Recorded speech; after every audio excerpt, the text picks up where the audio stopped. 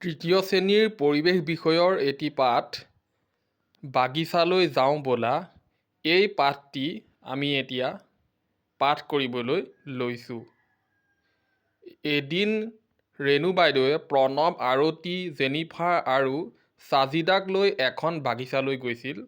বাগিচাখন বিভিন্ন ধৰণৰ গছ-গছনিয়ে ভৰি আছিল। ৰেণু বাইদেৱে তাত থকা গছ-গছনিবোৰৰ বিষয়ে তেওঁলোকৰ আগত সুন্দৰকৈ বৰ্ণনা কৰিছিল। ৰেণু বাইদেউ, তোমালোকে বাগিচাখনৰ গছ-গছনিবোৰলৈ চোৱাচোন। এইবোৰৰ কিছুমান গছ ওখ, কিছুমান জোপোহা আৰু কিছুমান চাপৰ আৰু লেহুকা। এনেধৰণৰ গছ-গছনিবোৰেই হৈছে উদ্ভিদ। এনেধৰণৰ গছ-গছনিবোৰেই হৈছে উদ্ভিদ। গতিকে এই সকলোবোৰেই হৈছে উদ্ভিদ। ইয়াত যদি আমি চাওঁ, চাপৰ গছ আছে, জোপোহা গছ আছে, ঘাঁহ বন আছে, ডাঙৰ ওখ বৃক্ষ আছে, ওখ গছ আছে, বাঁহ গছ আছে, এইবিলাক গছ আছে, লতাজাতীয় গছ আছে। গতিকে এই সকলোবোৰেই হৈছে উদ্ভিদ। এই সকলোবোৰেই হৈছে একোজোপা উদ্ভিদ। আমি এই সকলোবোৰকে উদ্ভিদ বুলি ক'ব পাৰোঁ। এতিয়া আহি গ'ল বৃক্ষজাতীয় উদ্ভিদ। যিবোৰ উদ্ভিদৰ গা-গছবোৰ টান, শকত আৰু ডাল-পাতেৰে ভৰি থাকে, এনেধৰণৰ উদ্ভিদবোৰেই বৃক্ষজাতীয় উদ্ভিদ। গতিকে এইজোপা হৈছে এজোপা বৃক্ষজাতীয় উদ্ভিদ।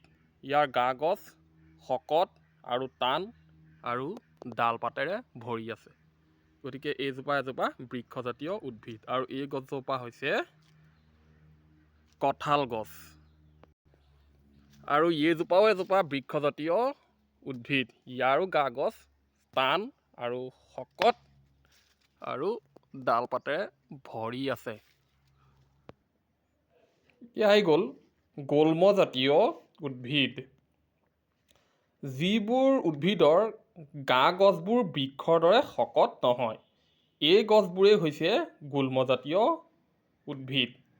মানে গুল্মজাতীয় উদ্ভিদবোৰ বৃক্ষতকৈ চাপৰ আৰু জোপোহা।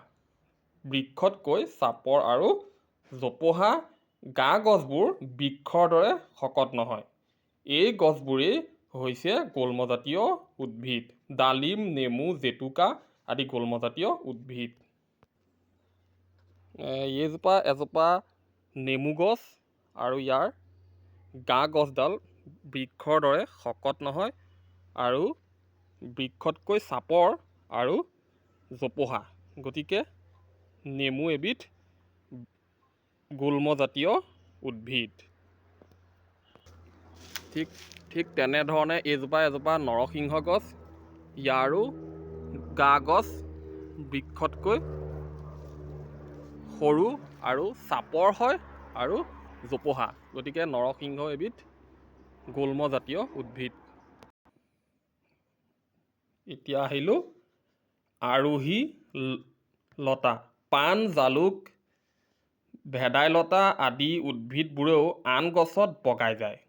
এই উদ্ভিদবোৰেই হৈছে আৰোহী লতা। মানে পাণ, জালুক, ভেদাইলতা আদি উদ্ভিদবোৰক আৰোহী লতা বুলি কোৱা হয়।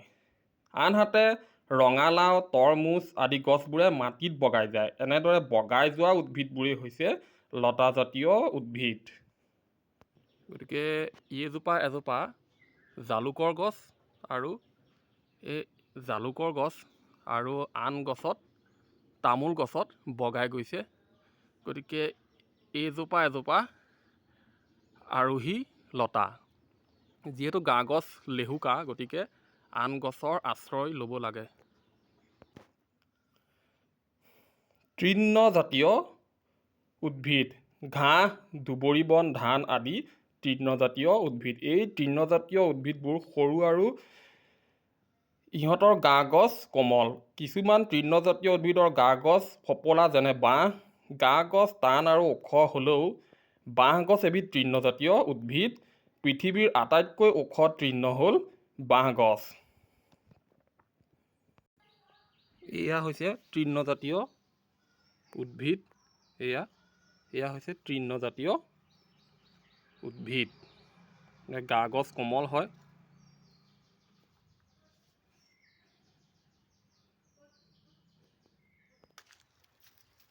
এয়া হৈছে বাঁহ, আৰু বাঁহ হৈছে পৃথিৱীৰ আটাইতকৈ ওখ তৃণজাতীয় উদ্ভিদ।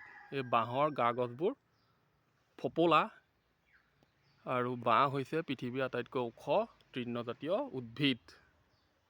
ধন্যবাদ। ভিডিঅ'টো ইমানেই। ধন্যবাদ।